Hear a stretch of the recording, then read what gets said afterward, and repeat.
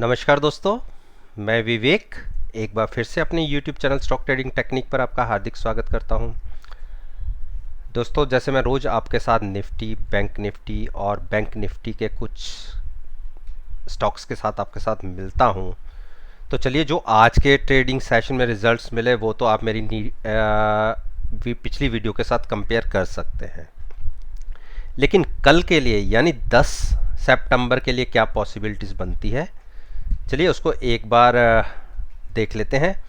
जैसा कि आज के सेशन में आपने निफ्टी को देखा था, निफ्टी ने एक 11,200 के आसपास का लो लगाया। मैं फ्यूचर्स की बात कर रहा हूं, और कैश में तो 200 से नीचे भी गया प्राइस। फ्यूचर्स ने 11,203 का लो लगाने के बाद एक पुल बैक दिया और क्लोजिंग 11,297 के आसपास की आई।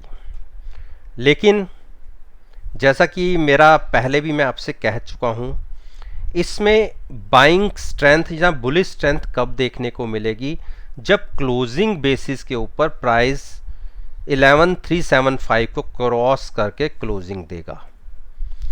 वहां से अभी हम तकरीबन 75 पॉइंट्स नीचे हैं, और जब मैं ये वीडियो रिकॉर्ड कर रहा हूँ तो निफ्टी फ्यूचर्स का प्राइस 11,298 के आसपास का है। क्योंकि निफ्टी फ्यूचर्स 24 आवर ट्रेड करता है, तो इसलिए प्राइस बताना बहुत ज़रूरी है और टाइम बताना बहुत ज़रूरी है। 5:10 के आसपास प्राइस है 11,298। कल के लिए क्या पॉसिबिलिटीज़ बनती हैं?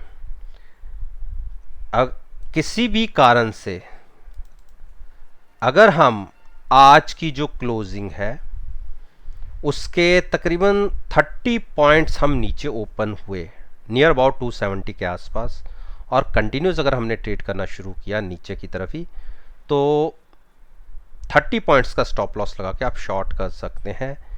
मेरे टारगेट्स अभी भी 11,090 के हैं, जो अभी तक अचीव नहीं हुए। तकरीबन हम यहाँ से 100 पॉइंट ऊपर से लौट गए।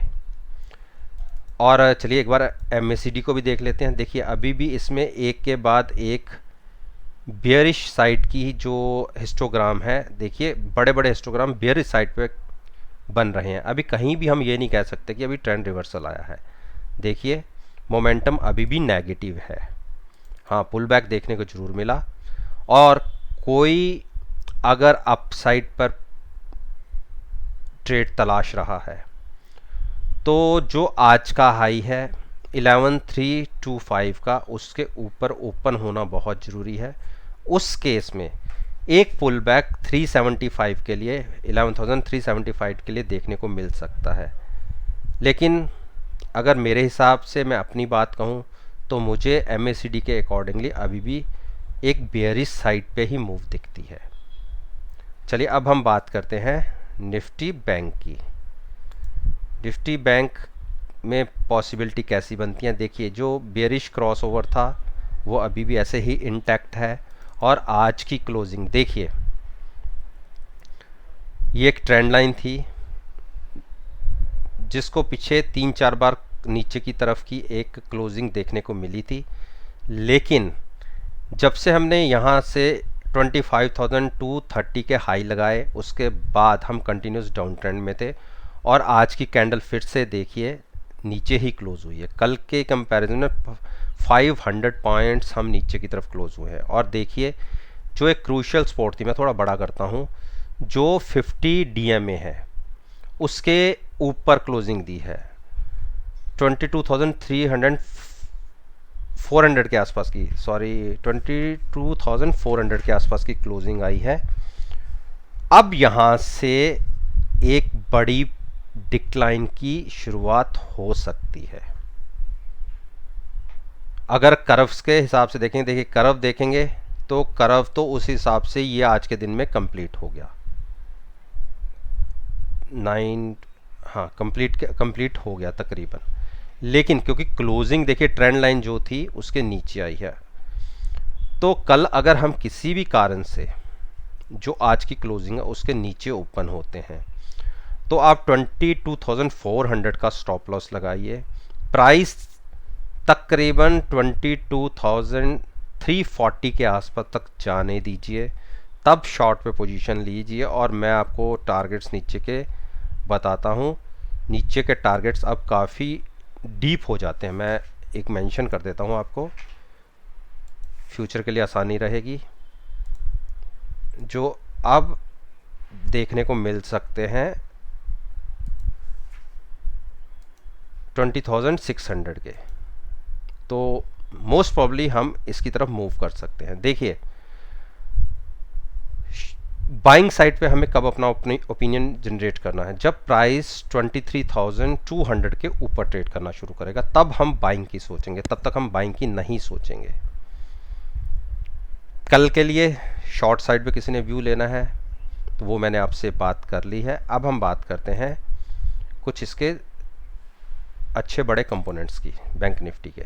देखिए, बैंक निफ्टी ने, अब हम बात करते हैं। देखिए, मैंने सॉरी, ये LNT लग गया, मैं स्टेट बैंक की बात कर रहा हूँ।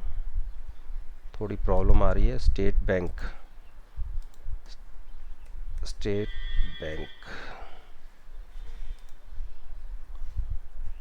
बैंक में खुलने में दिक्कत आ रही है। चलिए कोटक महिंद्रा बैंक की बात करूँ। कोटक महिंद्रा बैंक को हम पहले डिस्कस कर लेते हैं। देखिए, कोटक महिंद्रा बैंक ने आज के दिन में फिर एक बेयरिश कैंडल जनरेट की है और हाई से 1500 से तकरीबन हम करेक्ट होके, देखिए आज जो लो लगा है 1314 का, और मेरे टारगेट्स थे 1298 के। ऑलमोस्ट 20 पॉइंट्स से हम दूरी से अभी रह गए हैं। तो क्या अब हमें बाइंग करके चलना चाहिए? चलिए एक बार उसको भी देख लेते हैं। लेकिन अकॉर्डिंग टू MACD अभी हम बेयरिश साइड पे ही मूव कर रहे हैं, तो एक छोटा सा पुल बैक तो जरूर देखने को मिल सकता है, लेकिन ट्रेंड अभी भी नेगेटिव है। और कल अगर हम 1315 के आसपास, यानी 1315 के आसपास ओपन होते हैं, यहाँ से 10 पॉइंट नीचे, तो आप आज की क्लोजिंग का ही स्टॉप लॉस लगाइए और शॉर्ट करिए। ये 1300 के टारगेट्स आपको देखने को मिलेंगे। बाइंग अभी दूर दूर तक नहीं बनती। हाँ, एक पुल बैक ट्रेंड के अगर कोई अच्छी न्यूज़ कल सुप्रीम कोर्ट की तरफ से आ जाती है तो एक रिवर्सल देखने को मिल सकता है। अदरवाइज बुलिश स्ट्रेंथ इसमें तब देखने को मिलेगी जब प्राइस 1390 को क्रॉस करके ऊपर ट्रेड करने लगेगा। तब तक हम बाइंग में नहीं बैठेंगे। एक्सिस बैंक एक कंटिन्यूस डाउन ट्रेंड में है। आज देखिए, थोड़ा सा शाम को जाते जाते इसने एक थोड़ा सा पुल बैक जरूर दिखाया, लेकिन अभी भी नेगेटिव टेरिटरी की तरफ ही मूव कर रहा है। और मैंने 416 के टारगेट्स, देखिए जब प्राइस यहाँ मूव करता था मैंने आपको 416 के टारगेट्स पहले ही बता दिए थे, और हमने आज कहाँ छू लिया? 425। केवल 10 रुपये ऊपर से ये वापस घूम गया है। इसको हम घूमना नहीं कहेंगे, ये थोड़ा सा पुल बैक दिखा है लो से। मैं अभी भी इस बात के लिए इंटैक्ट हूँ कि 416 के टारगेट्स हमें देखने को मिलेंगे, और कहीं हम 416 ब्रेक किया तो हम 404 तक भी गिर सकते हैं। तो कॉन्शियस होके शॉर्ट साइड पर ही ट्रेड लेना बनता है। कल की ओपनिंग अगर 425 के आसपास आती है तो 430 का स्टॉप लॉस लगा के आप शॉर्ट कर सकते हैं, टारगेट 416 के। बाइंग में हमें कब देखना है? जब प्राइस 460 को क्रॉस करके ऊपर ट्रेड करना शुरू करेगा, तब तक बाइंग अपॉर्चुनिटी नहीं बनती।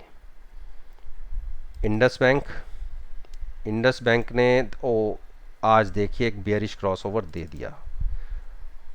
अगर आप MACD के हिसाब से चलेंगे तो आपको एक बेयरिश क्रॉसओवर मिल गया, और आप देखिए इसने आज नीचे से एक पुल बैक जरूर दिखाया, लेकिन जो 9 दिन की मूविंग एवरेज थी उसको ब्रेक नहीं किया, जो 608 के आसपास की आती है, और उसके आसपास ही क्लोजिंग दिखाई है। कल की मूव, कल अगर जिसकी पॉसिबिलिटी अकॉर्डिंग टू MACD काफ़ी कम है, अगर हम MACD के अकॉर्डिंगली चलेंगे तो वो, अगर प्राइस कल के दिन में 5 से 6 रुपए नीचे ओपन होता है, यानी 605 या 600 के आसपास ओपन होता है तो आप 60 को 8 का स्टॉप लॉस लगा के शॉर्ट कर सकते हैं। टारगेट्स होंगे 585 के और 575 के। अभी हम इन दो टारगेट्स के ऊपर बात करेंगे। बाइंग अभी नहीं बनती, बाइंग बनती है जब प्राइस 650 को क्रॉस करके ऊपर ट्रेड करना शुरू करेगा, उस तरह हम बाइंग की पोजीशन के बारे में सोचेंगे। अब मैं बात करता हूं आपसे HDFC बैंक। HDFC बैंक देखिए, एक इसने बेयरिश क्रॉसओवर दिया है आज के दिन में। बाकी बैंकिंग सेक्टर ने तो बहुत दिनों से एक बेयरिश क्रॉसओवर दे चुका है, लेकिन HDFC बैंक ने आज एक बेयरिश क्रॉसओवर दिया है और लोस साइड की तरफ ही क्लोजिंग आई है। कल के लिए अगर price flat to negative open होता है और कंटिन्यूस ट्रेड करना शुरू करता है तो आप 1100 का एक स्टॉप लॉस लगा के शॉर्ट कर सकते हैं। टारगेट्स होंगे 106 के। मैं एक बार मेंशन कर देता हूं आपको, आगे के लिए इजी रहेगा। 106 के टारगेट्स के लिए हम इसमें ट्रेड ले सकते हैं। उठा लियो।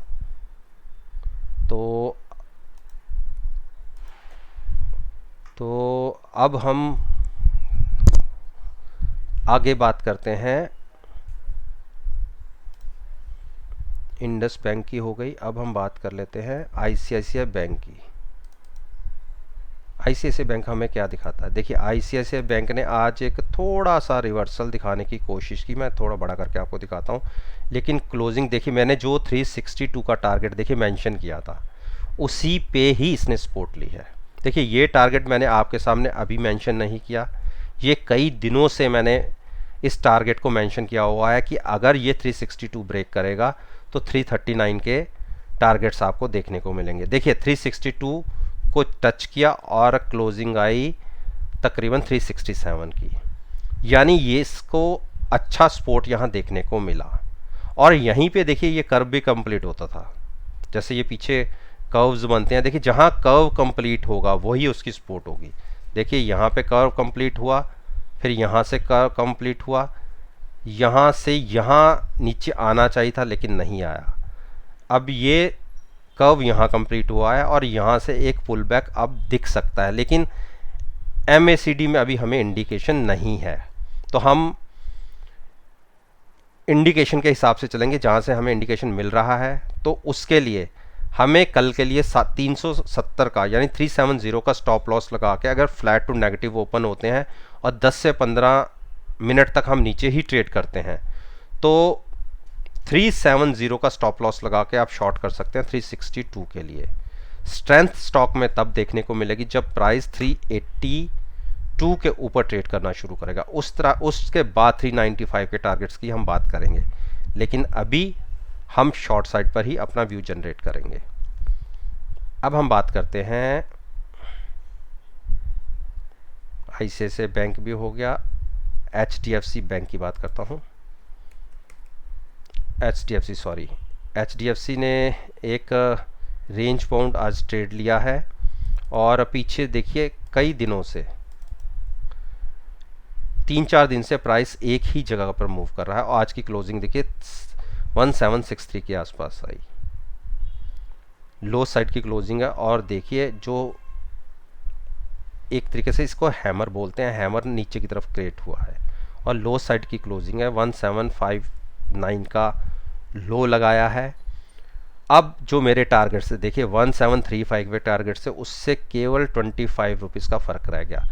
ये टारगेट्स देखिए मैंने कितने पहले के मेंशन किए हुए हैं और मैं आपको फिर कहता हूँ कि अगर 1735 ब्रेक हुआ तो 1675 आपको देखने को मिलेगा। उसका रीज़न ये है कि ये जो गैप है ये गैप फिल होगा और मोस्ट प्रोबेबली हम 3 बार हमें यहाँ रिजेक्शन मिली है और हो सकता है कि इस बार हम इसको क्रॉस करके 1675 की तरफ मूव कर जाए।